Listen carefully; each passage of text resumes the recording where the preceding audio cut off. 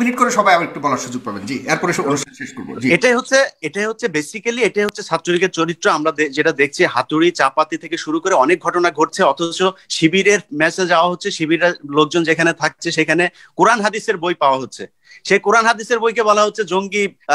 ভাই শিবির নিয়ে আসলে বললেন না ইলিয়াস ভাই, একবারে ব্রাশ ফায়ার করে আপনি 8 জনকে মেরে ফেলছেন, আপনার তো এটা নিশ্চয়ই মনে আছে।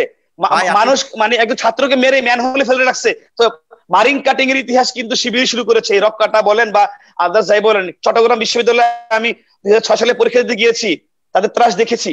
আমি কেন সেরা জিন্স পরেছি এর জন্য আমাকে নিয়ে র‍্যাগ দিয়েছে। আমারে ভাই প্লিজ ইতিহাস চট্টগ্রাম বিশ্ব ভাই আমাকে নিশ্চিত করে যাব।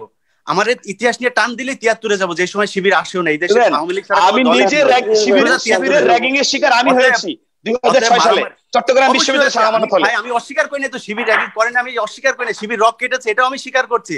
কিন্তু শিবির রক কেটেছে, শিবির কয়জন মানুষকে মেরেছে, শিবির কোথায় একটা টেন্ডারবাজির একটা মামলা দেখাবেন, শিবিরের বিরুদ্ধে একটা ধর্ষণের মামলা দেখাবেন। আমি কাউকে সাপোর্ট করছি না, আমি কাউকে না এই ক্ষেত্রে আমি বলবো না। আমি শিবিরের কথা বলছি না, যে ওই ছাড়া ওরা ধর্মীয় এক্সট্রিমিজম প্র্যাকটিস করে, কিন্তু এই যে টেন্ডারবাজি নিয়ে আমি কখনো দেখি নাই। এই টেন্ডারবাজির কথা কিন্তু ভাই, টেন্ডারবাজির এসব রাজনীতি ছাত্র রাজনীতিতে ঢুকিয়েছে এই আপনার জিয়াউর রহমান, এটা তো আপনার শেয়ার করবেন না ভাই। হতে পারে কেন আপনি ইতিহাস জানেন না? না আমি শুনি নাই জিয়াউর রহমান ছাত্রলীগে ছাত্র রাজনীতিতে এই টেন্ডারবাজি ঢুকিয়েছে, এটা আমি শুনি নাই, আমি জানি না। আমি কোন, আপনি যদি রেফারেন্স দিতে পারেন, আপনি একটা বই দেন, একটা বইয়ের নাম বলেন, আমি ওই বইটা পড়বো। আমি আপনাকে দিব। জি প্লিজ, অবশ্যই দিবেন। এরপরে হচ্ছে আপনার জাহাঙ্গীরনগরে যে ঘটনা হচ্ছে, জাহাঙ্গীরনগরে ধর্ষণের সেঞ্চুরি পালন হয়েছে, এটা কি মিথ্যা কথা ভাই? এটা আপনি জানেন? এটা আপনাদের এটা নিয়ে একটা লেখা আপনাকে দিব। এটা কোনো দালিলিক প্রমাণ নাই, এটা নিয়ে একটা পুরো লেখা আপনাকে দিব ভাই। ঠিক আছে, এই সব মিলিয়ে আমি এখন ছাত্রলীগের যে অবস্থা দেখছি ভাই, এটা আসলে কোনো ভদ্র মানুষ এদের সাথে এই মুহূর্তে অন্তত সম্পৃক্ত থাকতে পারে না, কারণ ইমেজটা এখন যেই জায়গায় এসে পৌঁছেছে। কারণ আমি মনে করি যাদের বাবা মা ধরুন ছাত্রলীগ, কিন্তু কেউ কলেজ হাই ছাত্র দলের ইমেজ আছে ভাই, প্রতিটা ইমেজ আছে, কোনো প্রতিটাই করলে তো ভাই সমস্যা হবে। আমি কথা বলতে ইলিয়াস সাহেব শেষ করুক, হ্যাঁ শেষ করুক, এরপরে বলবেন আপনি। তো কোনো বাবা মা কেউ কিন্তু হাই স্কুল কলেজ পর্যন্ত কিন্তু কেউ ছাত্রলীগ করে না। ছাত্রলীগ করে কোথায়? বিশ্ববিদ্যালয়ে এসে, যখন তার বাবা মা জানে না যে তারা ছাত্রলীগ করছে। কিন্তু আমি বিশ্বাস করি কোনো বাবা মা যদি জানে যে তার সন্তান ছাত্রলীগ করে, আমি মনে করি না সেটা মানে সে কখনো করতে দিবে। এইটা কেউ এই ধরনের, মানে এটা তো ছাত্রলীগ কি করবে? ছাত্রলীগ তো কোনো নাম না, এটা এখন গালির নাম ভাই। আপনি রাব্বানী ভাই, আপনি এখন আপনার চেয়ারে বসে হয়তো কথা বলছেন, কিন্তু আপনি একজন সাধারণ মানুষকে দিয়ে সাধারণ মানুষের যে অনুভূতি সেটা একটু শুনুন। তারা কি মনে করে, আপনাদের পারসেপশনটা কোথায় গিয়ে দাঁড়িয়েছে, এটা আপনি একটু নিজে মনে করুন। আমি এটা নিয়ে আর কোনো কথা বলতে চাই না। আর নুরু ভাইয়ের একটা, এই করোনার সময় ছাত্রলীগের চেয়ে বেশি ভালো কাজ কেউ করেছে? ছাত্রলীগের অর্ধেক কাজ কেউ করেছে এই পুরো করোনা কালে?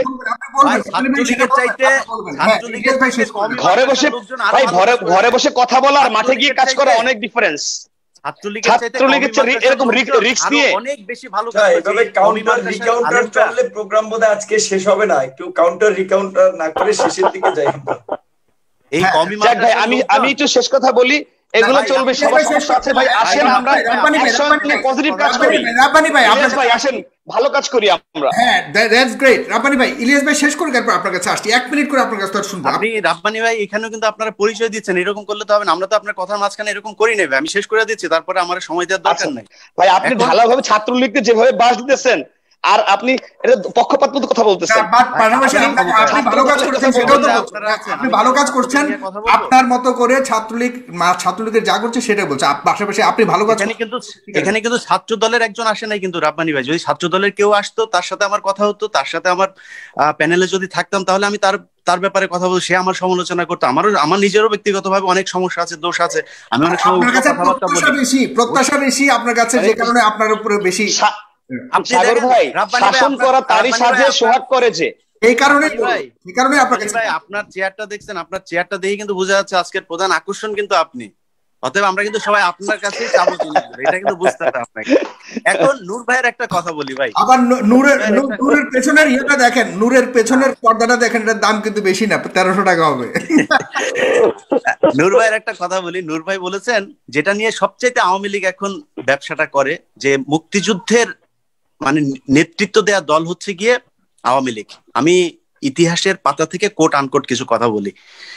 স্বাধীনতার দলিলপত্র 590-91 নাম্বার পৃষ্ঠা। সেখানে মাওলানা ভাসানী ঢাকায় একটা জনসভা করেছে এবং সেই জনসভায় তিনি 71 সালে সেই জনসভায় তিনি 3 লক্ষাধিক মানুষের সামনে, যেটা 7ই মার্চের যে ভাষণ সেটা কিন্তু শেখ মুজিবুর রহমানের ভাষণ, যেহেতু অনেক সুন্দর করে তিনি কথা বলতেন সেটা সামনে এসেছে, কিন্তু এর বাইরেও কিন্তু সরাসরি স্বাধীনতার ঘোষণা দিয়ে অনেক কয়টা ভাষণ আছে আপনার এই মাওলানা ভাসানীর। এর মধ্যে একটা প্রথম ভাষণ যেটা হয় সেটা হচ্ছে 1957 সালের 10 থেকে 12 ফেব্রুয়ারি পর্যন্ত কাকমারি সম্মেলন হয়। ঐতিহাসিক সেই কাকমারি সম্মেলনে তিনি পাকিস্তানকে বলেছেন যদি এরকম চলতে থাকে তাহলে আসসালামু আলাইকুম। মাসুদ কামাল ভাই আছে আমার সিনিয়র সাংবাদিক, আমার কোনো তথ্য ভুল হলে আমাকে বলবেন। তো সেখানে তিনি বলার পরে সেই বছরেই 25শে জুলাই রূপমহল সিনেমা হলে ভাসানীকে নতুন দল গঠন করতে হয়েছে। কেন জানেন? কারণ ভাসানী তখন এই আওয়ামী লীগে ছিলেন এবং তাকে রাখতে দেওয়া হয় নাই। কেন? তিনি স্বাধীনতার কথা বললেন, এই জন্য তাকে দলে রাখা হয় নাই। তিনি বের হয়ে এসে তারপরে এই রূপমহল সিনেমা হলে 25শে জুলাই 1957 সালে নতুন দল গঠন করলেন। সেই দলের থেকেই তিনি ন্যাপ, এই তারপর থেকেই সেই ন্যাপ চললো। অতএব ভাসানী কিন্তু এরপরে যুদ্ধের কথা বলা হয়েছে। তারপরেরটা বলি, এরপরে শেখ মুজিবুর রহমানের সাহেবের সাথে ভাসানী সাহেবের অনেক ধরনের দ্বন্দ্ব হয়েছে, অনেক কিছু, এগুলো ইতিহাসের সবকিছু আপনারা জানেন। সবশেষ যেটা ডকুমেন্ট সেটা বলি, সেটা হচ্ছে শারমিন আহমেদের, যিনি তাজউদ্দিন আহমেদ সাহেবের মেয়ে, তিনার বই নেতা ও পিতা বইয়ের 45-46 নাম্বার 2টা পৃষ্ঠার মধ্যে খুব স্পর্শকাতর কয়েকটা বিষয় লেখা আছে। এর মধ্যে একটা হচ্ছে তাজউদ্দিন আহমেদ, নূরজাহান মোর্শেদ, তারপরে হচ্ছে ব্যারিস্টার আমিরুল ইসলাম, ইনারা বেশ কয়েকজন গিয়েছিলেন 25শে মার্চ রাতে যে মুজিব সাহেব আপনি যেহেতু বঙ্গবন্ধু আপনি যেহেতু এই এখন আমাদেরকে যেহেতু আলাদা হয়ে যেতে হবে, আমাদেরকে একটা বাসা ঠিক করা ছিল, যে বাসাতে তারা থাকবে গোপনীয়ভাবে এবং সেখানে থেকেই মুক্তিযুদ্ধ নিয়ন্ত্রণ করবে, পরিচালনা করবে। কিন্তু শেখ মুজিবুর রহমান সাহেব 25শে মার্চ এসে তিনি বললেন আমি যাব না। এরপরে বললো ওকে ঠিক আছে, আপনি যেহেতু যাবেন না, আপনি যেহেতু গ্রেপ্তার হবেন, তাহলে আমাদেরকে এই স্বাধীনতা ঘোষণাপত্র এটা আপনি পড়ে শোনান। আমাদের টেপ রেকর্ডার নিয়ে গিয়েছে, টেপ রেকর্ডারে পড়েন। আমি কিন্তু ইতিহাসের বই থেকে বলছি, ওনার বইয়ের 45-46 নাম্বার পৃষ্ঠা পড়লে আপনারা এগুলো পাবেন। সেখানে তিনি বলছেন না, আমি টেপ রেকর্ডারে বক্তব্য দিব না। তারপরে বললেন যে ঠিক আছে তাহলে এটা একটা সিগনেচার করেন। তিনি বলেছেন আমি সিগনেচার করব না। তিনি বললেন যে তোমরা সবাই যাও, নাকে তেল দিয়ে ঘুমাও, 27 তারিখে হরতাল। অর্থাৎ যেই 26 তারিখে শহীদ প্রেসিডেন্ট জিয়াউর রহমানের ভাষণের পরে যুদ্ধ শুরু হলো, সেই যুদ্ধটা কিন্তু শুরু হওয়ার কথা ছিল না। অনেকে বলছেন যে উনি ওনার পক্ষে, উনি সেটা ভদ্রতা দেখিয়েছেন, কিন্তু উনি না বললেও পারতেন।